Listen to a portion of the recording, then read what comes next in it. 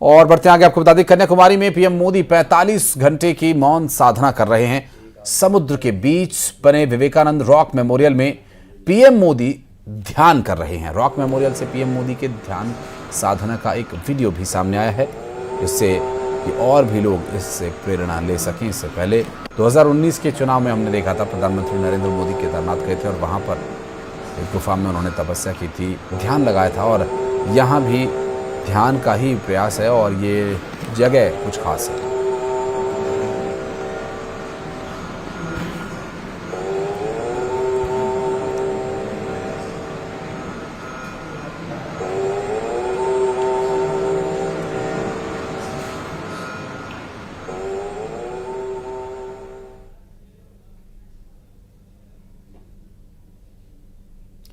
तो ये दो तस्वीरें हम आपको दिखा रहे हैं। एक तरफ प्रधानमंत्री नरेंद्र मोदी जब स्वामी विवेकानंद मेमोरियल पहुंचे थे, वहां की तस्वीर हम आपको दिखा रहे हैं, और एक तस्वीर जब माता के दर्शन के लिए वे गर्भगृह में पहुंचे थे और हाथ जोड़कर माता को नमन किया। और इस वक्त प्रधानमंत्री नरेंद्र मोदी ध्यान मंडपम में मौजूद हैं और 45 घंटे की लगातार जो उनकी साधना है वो जारी है।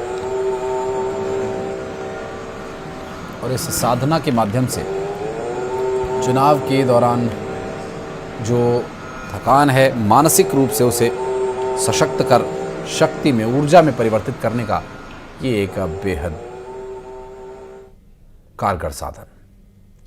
और जबलपुर में निजी स्कूल्स और किताब विक्रेताओं के बीच कमीशन खोरी का एक और मामला सामने आया। यहां पर अलग अलग के नाम से किताब एक ही बेची जा रही है। जहां स्कूल्स में ये किताब चलाई जा रही है, उन किताबों का प्रकाशक एक है, लेखक भी एक ही है।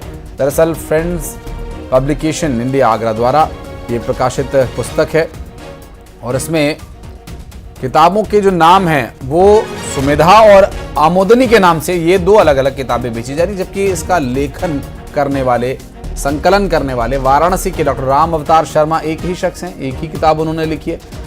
सुमेधा का विक्रय मूल्य 345 रुपए है, जबकि आमोदनी का विक्रय मूल्य 265 रुपए बताया जा रहा है। कलेक्टर ने अभिभावकों से अपील की है कि सभी बच्चों की किताबों के ISBN नंबर की जांच करें, उन्हें ISBN पर सर्च करें।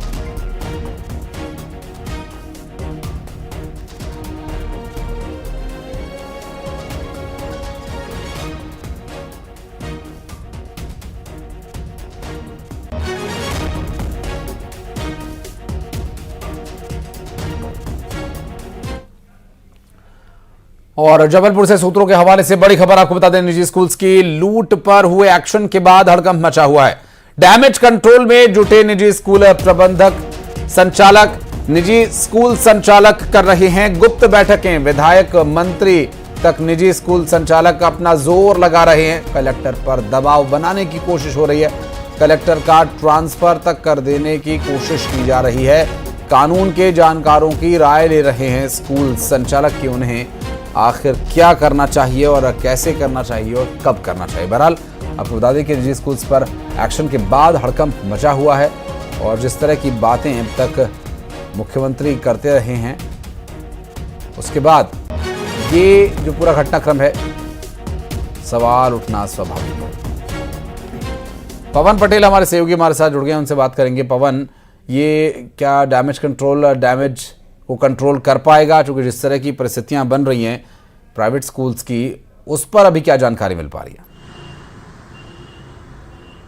बिल्कुल आशीष, सबसे पहले आपके सवाल का जवाब दे दूं कि डैमेज कंट्रोल करना बड़ा ही मुश्किल है, क्योंकि कलेक्टर IAS हैं और उन्होंने जो ड्राफ्टिंग की है, जो पूरी जांच की है, तकरीबन 2 महीने तक जांच की है और हर एक बिंदु पर जांच की है। जो शासन के नियम है, उन नियमों का खुला उल्लंघन पाया गया और ऐसा एक भी स्कूल नहीं मिला है जो नियमों का पालन कर रहा हो। कहीं ना कहीं सभी में खामी मिली है, जिसके बाद कलेक्टर ने 11 स्कूलों पर जिन्होंने जानकारी जानबूझकर छुपाई, यानी कलेक्टर ने जब जानकारी मांगी तो उन्होंने छुपाने की कोशिश की, झूठ बोला, जिसके कारण उन पर कार्रवाई हुई है। इसके अलावा बाकी स्कूलों को चेतावनी दी गई है कि यदि वो 30 दिन के अंदर अपनी गलती नहीं सुधारते हैं, अधिक जो फीस वसूल की है वो वापस नहीं लौटाते हैं, नियमों का पालन नहीं करते हैं, किताबों की जो ISBN नंबर है उसको सही ढंग से इस्तेमाल नहीं करते हैं, सही नियम के मुताबिक किताब कॉपियों का इस्तेमाल नहीं करते हैं बच्चों को पढ़ाने में, तो उनके खिलाफ भी आने वाले समय में कार्रवाई हो सकती है। दूसरी तरफ प्राइवेट स्कूल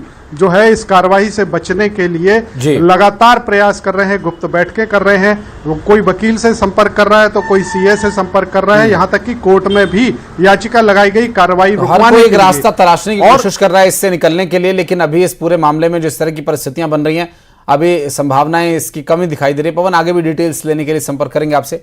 और शुक्रिया फिलहाल आपका इस पूरे मामले पर जानकारी साझा करने के लिए। फिलहाल यहाँ रुक रहे एक छोटे से ब्रेक के लिए और जल्द लौटते हैं।